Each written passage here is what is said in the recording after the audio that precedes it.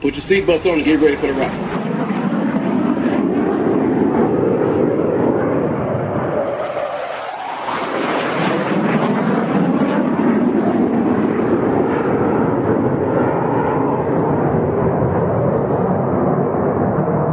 We're the freaking New York Jets, so we're built for this shit.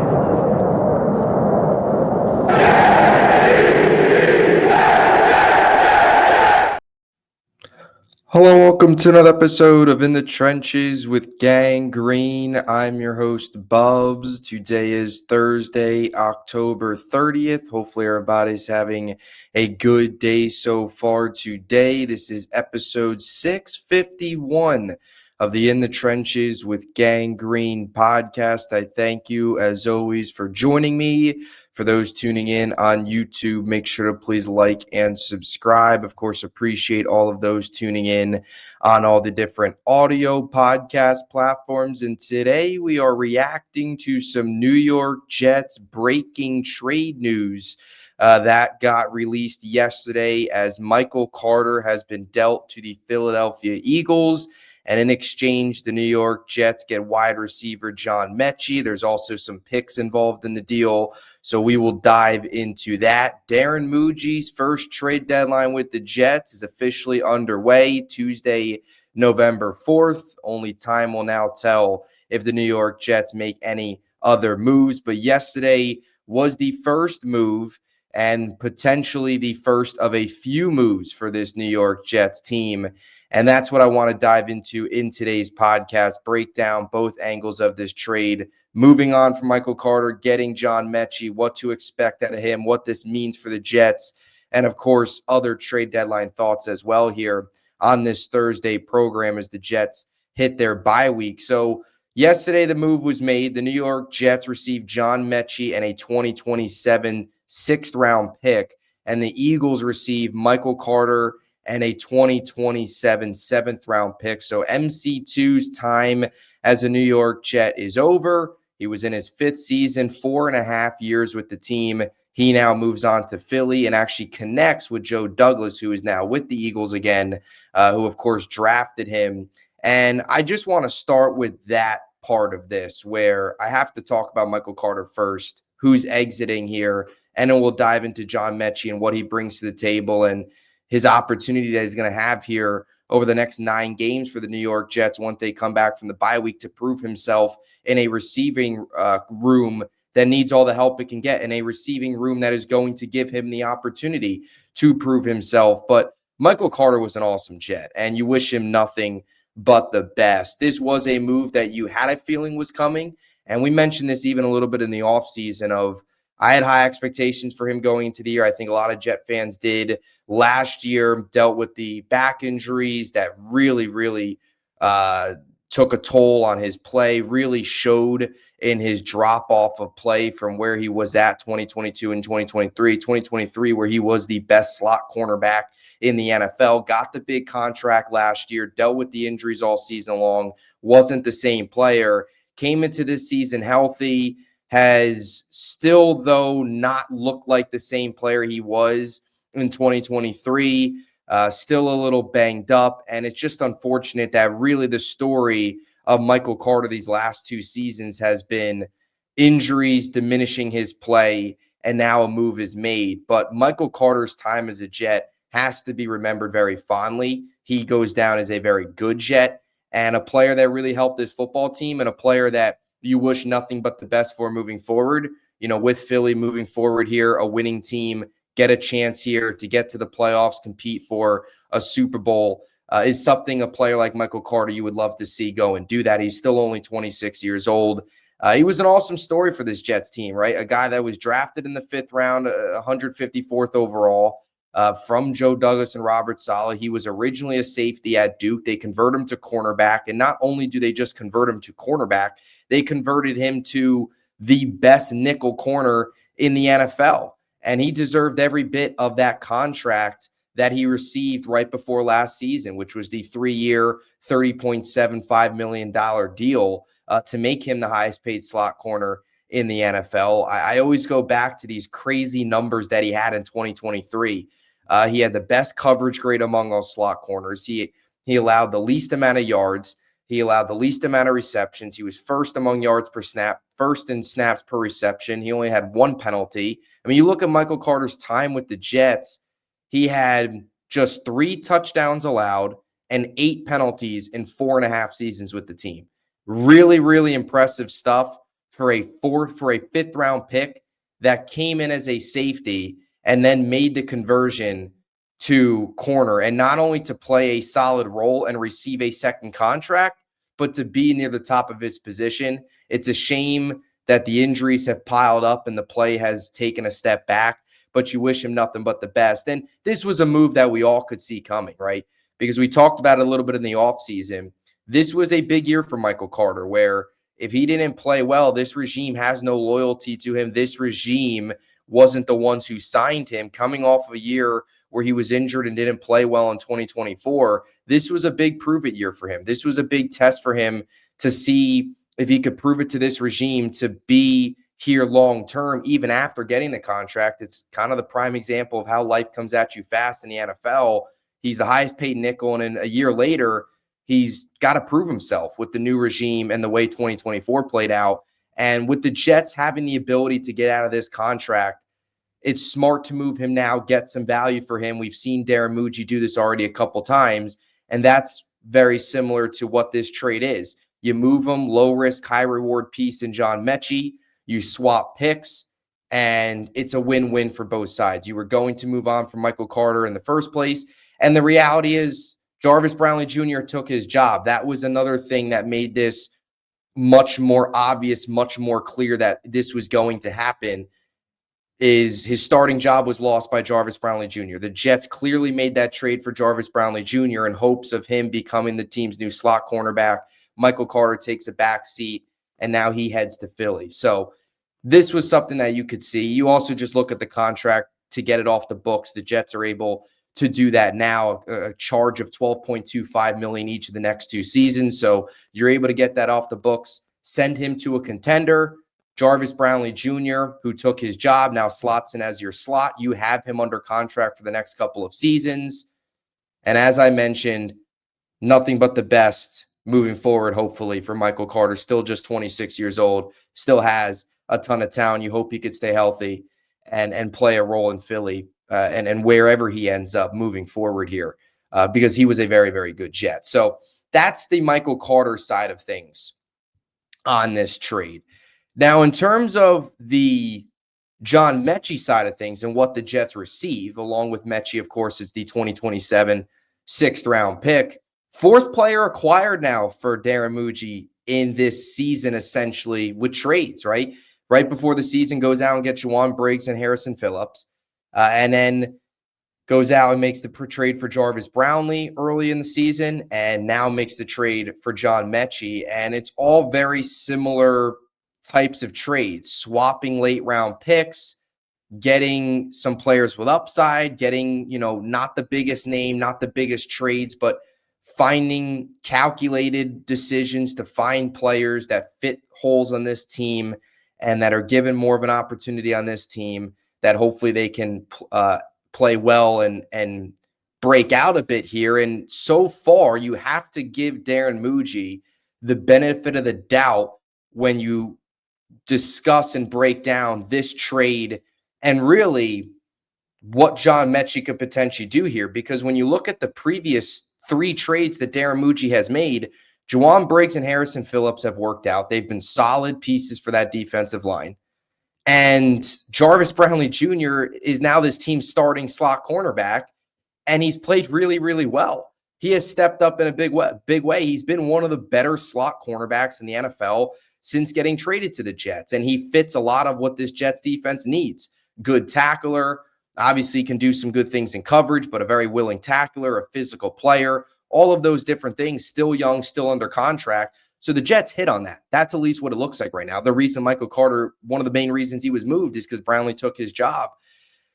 So that worked out, and now it's all eyes on John Metchie and seeing what he can do. And John Metchie's a really interesting player here. This, to me, is a good flyer pickup, a low-risk, high-reward type of move. When you look at Metchie, he'll be a restricted free agent at the end of this season. So the Jets could potentially place the right of first refusal tender on him.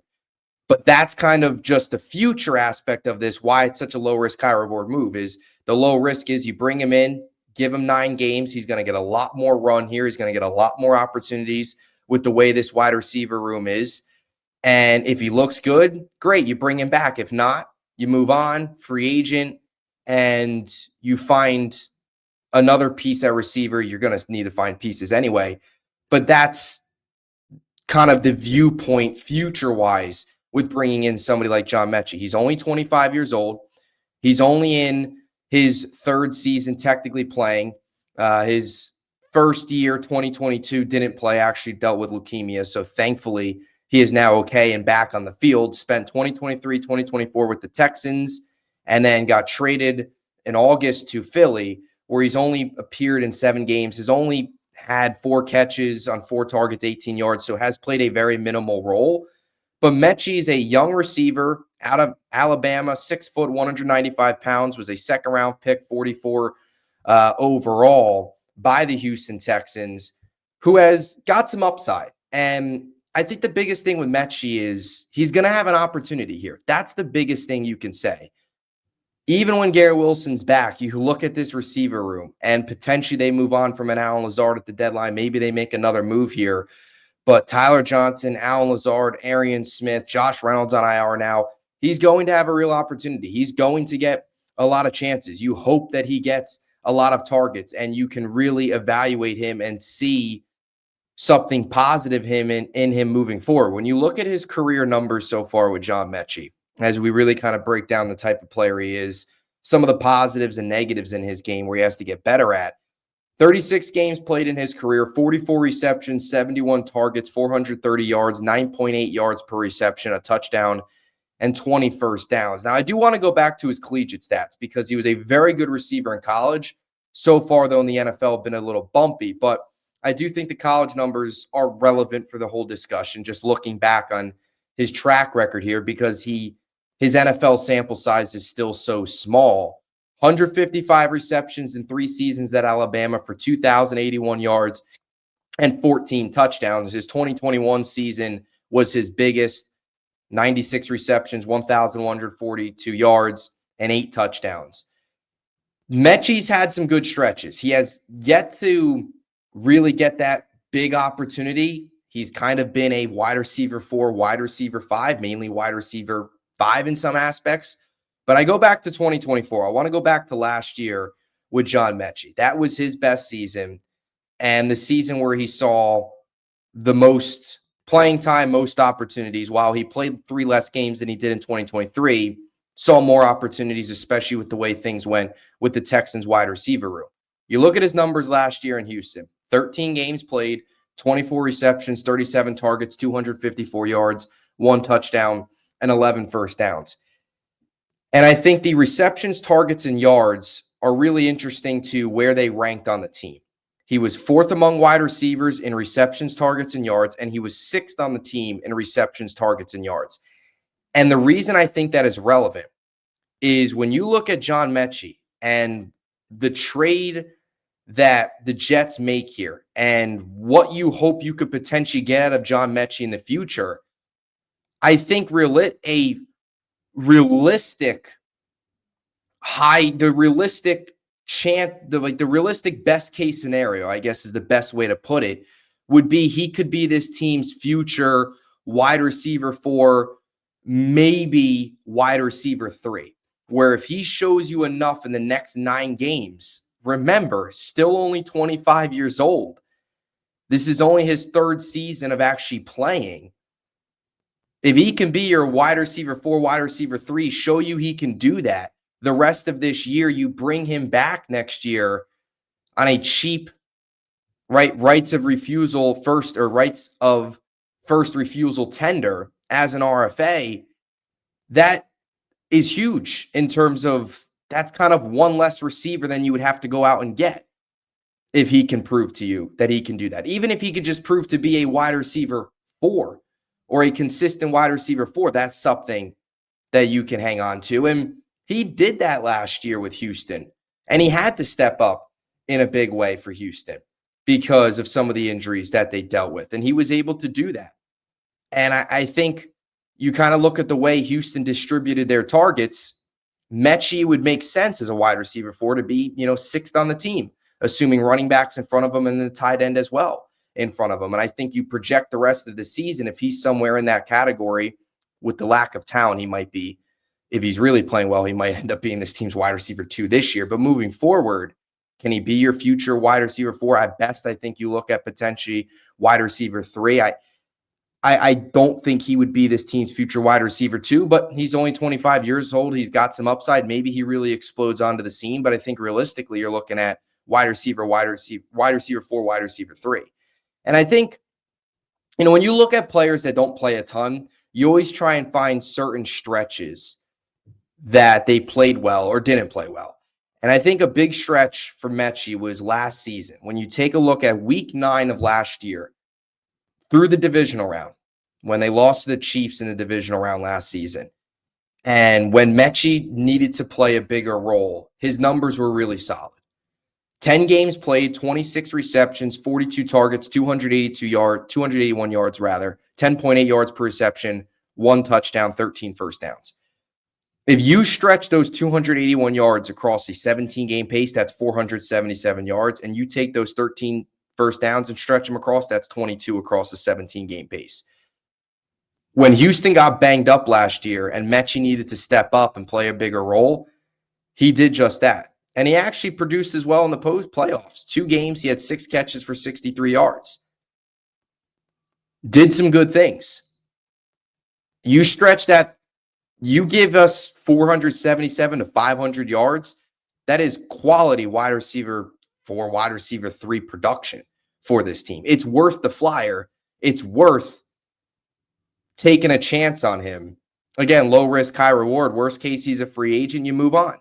But he's going to get a lot of opportunities. And I'm actually really looking forward to this Metchie trade. Makes you much more interested over the next 9 games to see what he looks like, because you really could potentially have a solution here that you didn't have just 24 hours ago if Metchie pans out and takes his game to another level. Just some other things on Metchie. 51% of his routes have been run from the slot, 49% from out wide. So has some versatility from that standpoint. One thing that Metchie does really well, and this is, right, when you look at a player that was a second-round pick and is now on his 3rd team of NFL career, it's the little margins that separate you and why he's on his 3rd team in his NFL career here, is little things like the drops, little things like separating on deep balls, but not finishing. And that's one of the biggest things I think you look at Metchie. And I was actually watching a little bit of his All-22 yesterday, getting ready for this pod. Vertically does a lot of really good things. He gets open. His deep separation is very impressive. In fact, his deep separation is right in line when you look at last year with Amon-Ra St. Brown and Michael Pittman. In terms of the separation that he creates on deep balls, on vertical plays. The only problem is finishing them. And that's that's, like I said, those are the little things that is the difference between him being a wide receiver number 2 with the Texans right now playing really well versus getting traded for the 2nd time in a couple months and trying to find his footing in the NFL. Those are the little things that you hope he can get better with and take his game to the next level and potentially find a future role with this team beyond this year as a productive player. He's also dealt with some drops. He's had 4 drops in his career on 44 receptions. That's about an 8.3% career drop rate, which isn't horrible. That's not like awful. I mean, it's under 10%. You kind of get above the 10% category. That's where things get a little more alarming. But when you look at last year's average, 2024 league average, it was at 6.4%. So his career average was a bit higher, about 1.9% higher than the league average last year. So below average in that category. However, when you just look at last year alone, in 2024, he only had 1 drop. So that was a 3.2% drop rate, which is a 5.1% difference from his career and a 3.2% difference from last year's average. So he did improve in that area. One other thing he did improve in last year when it came to his overall game is his contested catches. In his career, he's caught 7 of 15 contested catches, which is 46.7%. All 7 of those happened to be last year, but last year he caught 7 of 12, which is 58.3%. So he was well over 50% contested catch rate, which is a solid thing. He showed some growth last year. Last year was by far his best season. And that stretch, like I said, from week 9 to the divisional round is where you saw some positives. So I think the overall synopsis here, when you look at this trade, Michael Carter, when you felt this was coming, you had a feeling going into this year that if things didn't go right, they were going to move on from him anyway in the offseason. You get something for him now. Jarvis Brownlee Jr. took his job. You wish him nothing but the best. Very good Jet. From the John Metchie side of things, he's going to get a lot of run. He's going to get a lot of opportunities. He's got 9 games with this Jets team to prove himself, to show growth, to show that he can fit here, to show that he can be a long-term piece here in a wide receiver room that is going to desperately need pieces for next season, because what they're rolling out week in and week out this year is not going to survive, especially with a rookie quarterback. So Metchie's going to have that opportunity. I think, as I said, realistically, can he be this team's wide receiver 4, even more so wide receiver 3 of the future if he plays well enough? Yeah, he's done some good things in his career. If he can get consistency with more play time and show himself, I think you potentially at 25 years old could find your wide receiver 3 of the future. I think wide receiver 2, that's jumping it a little bit. But can he be your wide receiver 3 moving forward? I think there's a real chance if he proves himself. Wide receiver 4, throw that in the conversation as well. Any of those depth pieces. But he's going to have that opportunity, and you hope he can do that. It's worth the giving up Michael Carter because you have Brownlee and the 2027th, and you get a 6th in 2027 as well. It's worth that flip, that late pick swap, and you have to give Muji the benefit of the doubt on this one and believe that this is going to work out in the Jets' favor, because so far he's been 3 for 3 with trades like this. Briggs, Phillips, and Brownlee have all worked out, Brownlee being the best. So you hope Metchie can be the same here. And I genuinely am very excited. Like, Metchie's trade makes watching this Jets offense over the next 9 games much more interesting, because you legitimately have something to watch for in terms of, can this guy be a solution moving forward? Or Josh Reynolds isn't the solution. Now he's on IR. Alan Lazard's not a solution. But Metchie now, hopefully see more out of Arian Smith. Can these guys show you enough to say, you know what, there's some positive progress going into the offseason? And that's the biggest thing with this Jets team. You got 9 games left. First part of the season's over, 1-7. You pick up your first win. These next 9 games is big. Be competitive week in and week out. Show that last week wasn't a fluke, and really start to see some positive things out of some of these young guys. Metchie now being one of those guys to evaluate.